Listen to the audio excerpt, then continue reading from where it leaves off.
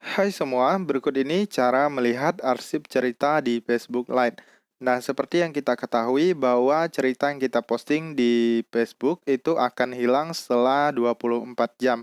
Nah, bagi teman-teman yang sudah mengaktifkan fitur arsip cerita, maka akan tetap tersimpan di Facebook walaupun waktunya sudah lama sekali ya teman-teman ya. Misalnya setahun, 2 tahun, 3 tahun, atau berapa lama pun itu akan tetap tersimpan di Facebook kita. Nah, bagi teman-teman yang belum mengaktifkan fitur arsip cerita ini, pastikan sudah diaktifkan ya teman-teman ya. Karena apabila kita belum mengaktifkannya, kita tidak akan bisa melihat arsip cerita yang pernah kita posting karena tidak tersimpan ya.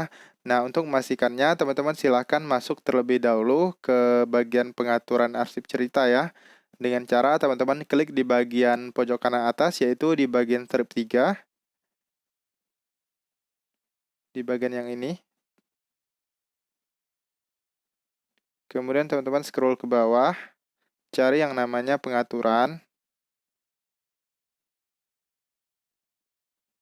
Kemudian teman-teman scroll lagi. Nah, di sini ada yang namanya cerita ya, teman-teman ya. Nah, teman-teman klik saja di bagian cerita. Lalu di sini ada yang namanya arsip cerita. Nah, di sini arsip cerita saya sudah aktif ya teman-teman ya, simpan ke arsip, ini sudah aktif. Nah, apabila teman-teman belum aktif seperti ini, silahkan diaktifkan terlebih dahulu.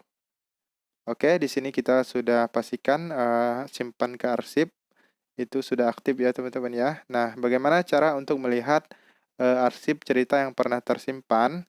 Itu teman-teman klik saja di bagian profil, di bagian ini, agar lebih cepat ya.